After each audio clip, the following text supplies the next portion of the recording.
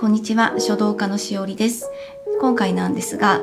筆の選び方、うまく書けないのは筆のせいだったというテーマでお伝えをしていきたいと思います。皆さんはどんな筆を使っていますでしょうか？私はですね、幼い頃から、書道の方は習っていたんですけれども、その時からですね、先生にお勧めされた筆というのをずっと使ってきて、大人になって別の師匠に就いたんですけれども、その時も、その師匠のお勧めいただいた筆というものを長く愛用していました。で、その後にですね、創作文字だったり抽象的な作品とかを作るようになってから、いろいろな筆があるということを知って、そこからですね、いろいろな筆を試して愛用している筆だったりとか、いろいろな筆を見つけるようになったんですね。で、そういう、作品作りとは、少し別の今回はお話にはなるんですけれども、文字をですね書く時でもその書体だったりとか、ご自身がどういうふうに書いていきたいかとか、そういう表現に対して使う筆というのを変えていく必要があるんですね。変えていく必要があるというか、その方がうまく表現をしやすいですし、上達の近道にもなるということになります。ですので、この動画ではそういった筆の種類をご紹介をして、後半はですね、実際にその筆を紹介した筆をですね使いながら、どういう書体に向いているかということを、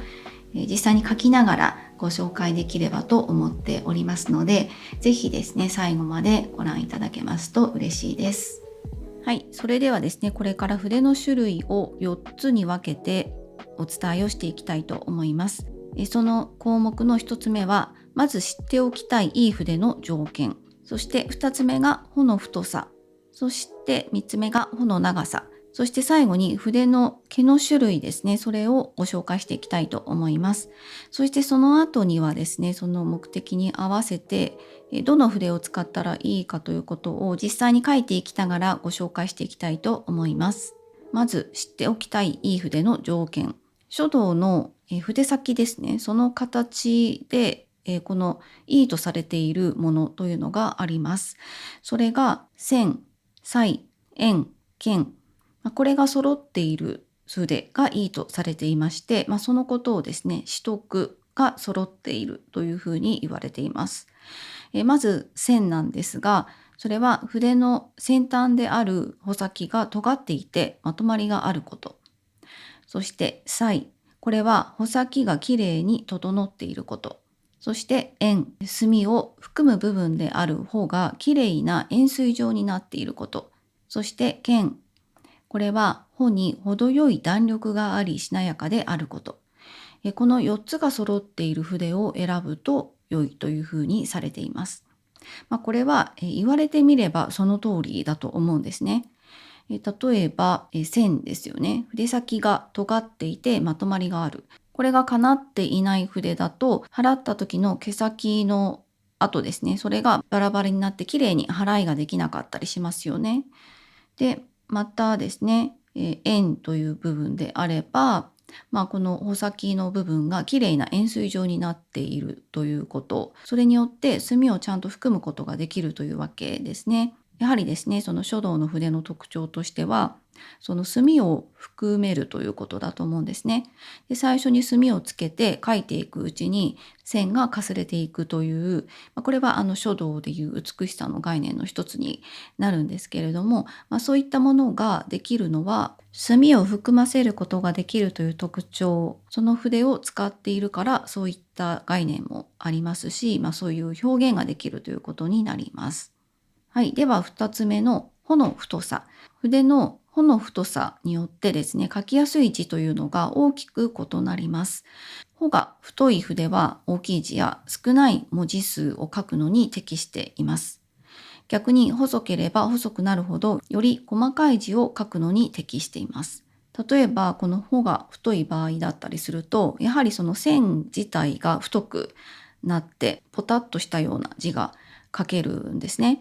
そういう大きい字を書くときというのは、穂が太い筆で書くと書きやすいということになりますし、もちろんですね、逆に細ければ細いほどということで、仮名だったりとか、写経とかですね、そういう細かい字を書く場合は、穂先というものが細くないと書きづらいですね。はい、そして、この筆は持つ部分である軸の太さによって1号から10号に分類されているんですね。この数字が小さくなるにつれて、筆は長くなっていくという風になっていまして、また穂がですね、大きく太くなっていくということになります。これは一応軸が竹でできた筆に限ります。こういった号数みたいなものも決まっていますので、購入するときはその表示とかもですね、気にしていただけると選びやすいのかなと思います。そして3つ目の穂の長さですね。これは軸の太さに対する穂の長さによって、長穂と短穂と中穂の3つの種類に分けられます。目安なんですけれども、例えば長穂で言うと、穂の長さが軸の太さの5倍から6倍以上あるもの。そして短穂は2倍から3倍以下の長さのもの。そして中穂はですね、その長穂と短穂の中間の長さのものというふうになっています。で、穂が長いものほど草書だったり行書といった滑らかな字に適していて、短いものほど楷書や写経といった硬い文字に適しているんですね。写経というのはですね、細かいマスの中に楷書を書いていくというものになりますので、あんまり穂先が長いものだと書きづらいということになります。そのようにですね、穂が長くなるにつれて扱いというものが難しくなっていくわけなんですね。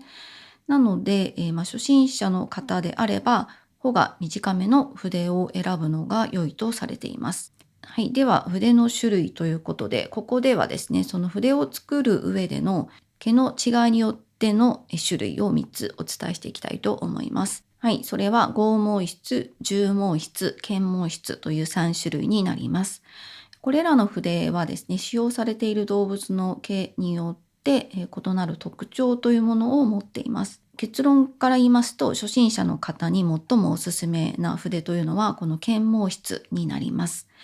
漢字から見て取れると思うんですけれども、剛毛質というのは硬い毛で、重毛質というのは柔らかい毛、そしてそれをですね、両方とも組み合わせているものが剣毛質になるんですね。ですので、書きやすさみたいなところもあります。ある程度慣れてきたら目的に合わせて使いこなしていくと良いと思います。それではですね、それぞれの特徴についてお伝えをしていきます。まず、剛毛質。こちらはですね、硬い毛を持つ動物の毛を用いて作られた筆になります。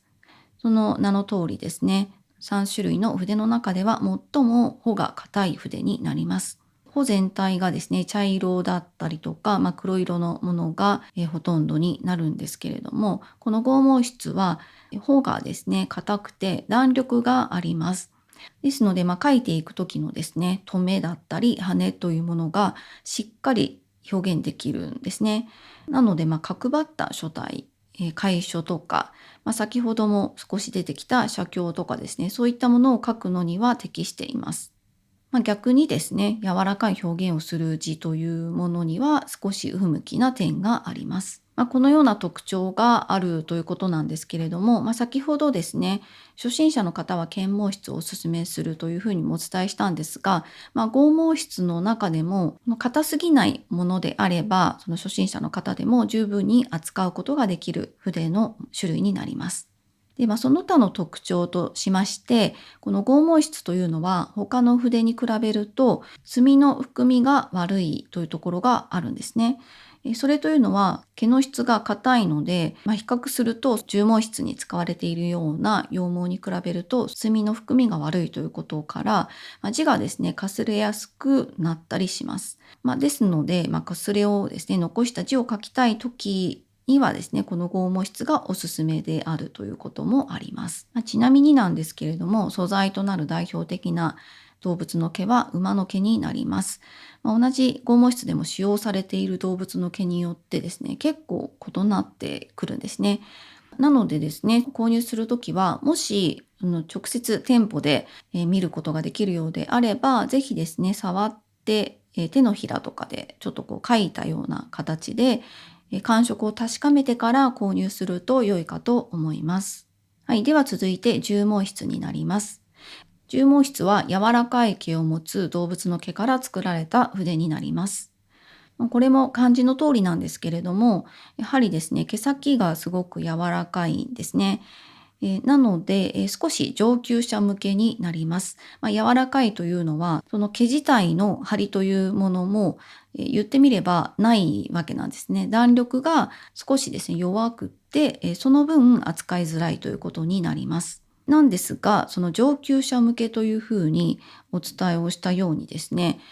この重毛質というのは、その墨の含みがとてもいいんですね。なので、少しずつその筆の毛から出る墨を使いながら描いていくということができますので、それがですね、使えるようになると、かなりその高等な表現ができるというふうにも言われています。向いている書体はですね、草書体だったり行書体のような、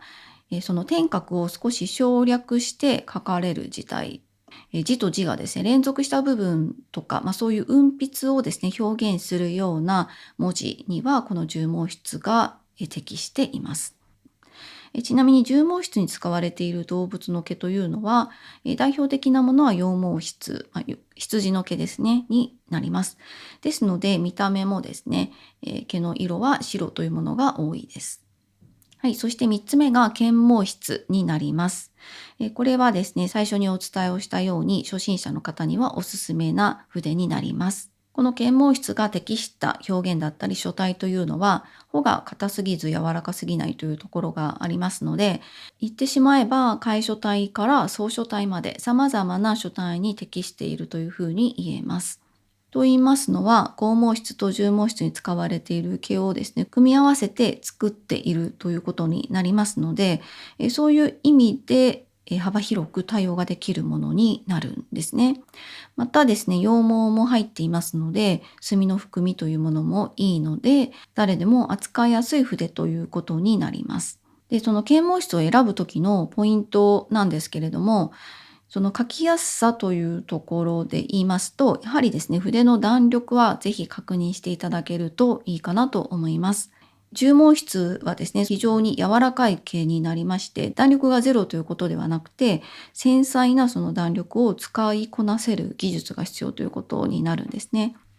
なんですが、この検毛質というのは、そのちょっと難しい重毛質の特徴と、剛毛質の筆の弾力という特徴を併せ持っているので、幅広い方にですね、使っていただけるという特徴があるということになります。で、だったら全部検毛質でいいんじゃないのかというふうに感じるかもしれないんですけれども、これはですね、それぞれの特徴を使いこなせれば使いこなせるほど、その筆の特異性というものをですね、もっともっと表現できるようになるんですね。重毛質で書くような文字というのは、この検毛質には絶対書けなかったりするわけなんですね。なので、そういった違いがあるんですけれども、主に漢字を書くような方は、この検毛質が一番いいかと思います。はい。では実際に書いていきたいと思うんですけれども、今回使っていく筆なんですが、私はですね、ちょっと創作的な、作品を作ったりすることが多いので、字を書くための剛毛質だったりとか、重毛質あんまりちょっと種類がないんですが、今回はこの3本で書いていきたいと思います。検毛質、これはですね、検毛質で長く愛用している筆になります。そして、これが、剛毛質なんですが、どちらかというとちょっと柔らかめなので、あまりこうパキパキとしたようなものではないんですね。なので、すごくいろいろ使っているものですが、剛毛質はこちらとして書いていきます。そして重毛質なんですが、これはですね、羊毛のちょっと常服用の筆になって、かなり毛先が長いものにはなるんですけれども、ちょっとこちらをですね、使っていきたいと思います。はい。では、最初にですね、剛毛質で書いていきたいと思います。剛毛質は先ほど説明をしたように、楷書とか、ちょっとパッキリとした字を書くものに適しています。なので、ちょっとそのあたりもですね、感触を見ていただければなと思います。ちょっと漢字を書いていきたいと思います。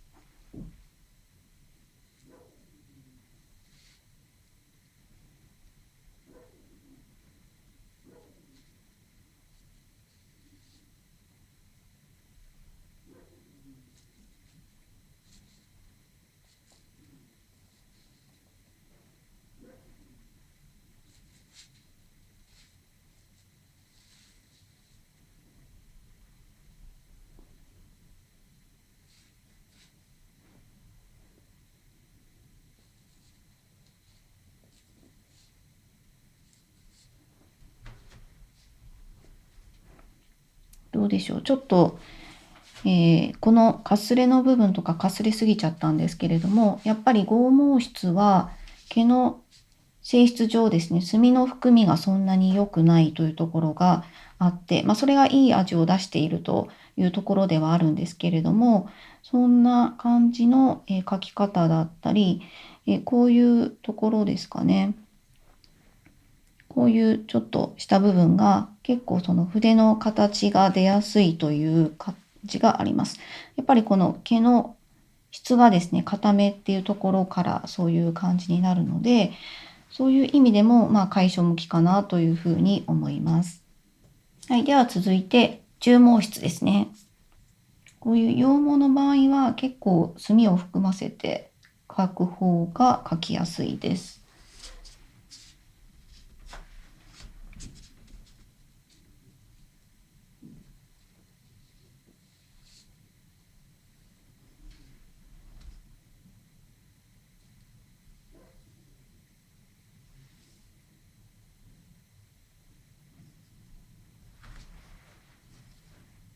こういうですね、運筆の部分ですね。こういうところがすごく綺麗に出るのが、この重毛質の特徴になって、結構ですね、たっぷりと墨を、ちょっと今割れちゃったんですけれども、たっぷりとですね、墨を含ませておいても、こうちょっとずつですね、かすれが、ちょっとずつですね、墨が出ていきますので、結構長く描いていても、こうところどころですね、かすれが出やすいというのが特徴になります。なので、こういうですね、行書だったり草書とか、そういうものが、こういう重毛質には適しているという感じになります。はい、では最後に剣毛質で描いていきたいと思います。これはですね、どちらかというと、重毛質が多めの啓蒙質になるかなというふうに思います。なんですが、すごく弾力がこのようにある筆なので、そういう意味では、その剛毛質のような性質も併せ持っていて、とても描きやすいものになります。ちょっとこの筆はですね、師匠からお勧めいただいて、職人さんが作っているようなことをおっしゃってたので、購入先とかはご案内できないんですけれども、ぜひ購入するときはですね、先ほどお見せをしたように、その手の上でですね、感触とかを確かめて買うということをすると、良いのかなと思います。ちょっとですね、画角上横で描いてはいくんですけれども、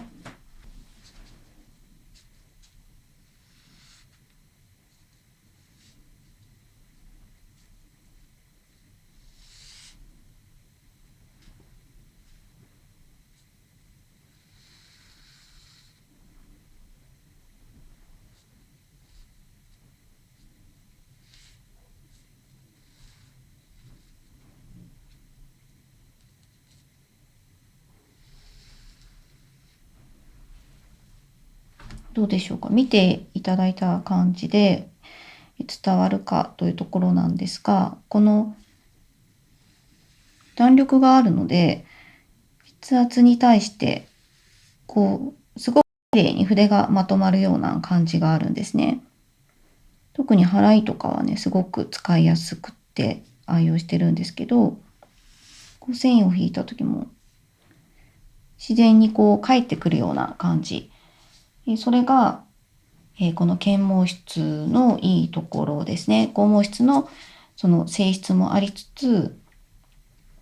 最初に見ていただいたより、少しですね、その線のこの形みたいなところが柔らかい感じに、微妙な差ではあるんですけれども、なってくるんですね。なので、これは若干その羊毛が入ってるから白身が多いのかなというところはあるんですけれども、そんな感じで、剣毛質はですね、すごく使いやすい筆になります。で、今はですね、文字を書くような時に、いろいろですね、こういう剛毛質だったりとかっていうのをご紹介したんですけれども、本当に筆は一般的にもいろいろなものが売られていて、これはですね、私がすごく愛用しているものになるんですが、例えばこれだったりすると、このもう羊毛 100% ぐらいのとっても柔らかい筆なんですね。で、これは先ほど見ていただいた研毛質に比べると本当にですね、弾力がないんですよね。この紙に置いても手離すともう全部ついちゃうぐらいその柔らかいものなんですね。で、そういうことから、ちょっと上級者向けの筆にはなるんですけれども、その重毛質の特徴である墨含みというところがすごくいいものになるので、この筆にしか描けない線というものがあるんですよね。で、動画の中でもお伝えをしたように、それぞれの墨の特異性みたいなところを使いこなせるようになると、そういったものがですね、どんどんこの表現に出てきて、すごくですね、字自体が個性的で生き生きとしたその高等な表現にもなっていったりとかしますので、そういう意味でもね、いろいろなものを使っていただくと、いいんじゃないかなと思います。これとかはもう毛の質がですね、剛毛質というよりももう創作用の筆にはなるんですけれども、もう硬いんですよね。これぐらい手のひらに刺さるぐらい硬いような筆で、これはですね、そのもう書道のいわゆる線の形みたいなところは期待できないものになるので、創作用の筆になります。はい、いかがでしたでしょうか。最後にご覧いただいたように、筆の毛質によって書くものを変える、書くものに合わせて、筆の毛質をですね選んでいくというふうにすると、実践で、これからすぐにですね使えるんじゃないかなというふうに思います。で、私もですねこれからもいろいろな筆を試していきたいと思いますので、そういったこともですねお伝えできたらと考えています。それではですねまたこのような情報をいろいろ出していきたいと思いますので、ぜひですねチャンネル登録の方よろしくお願いします。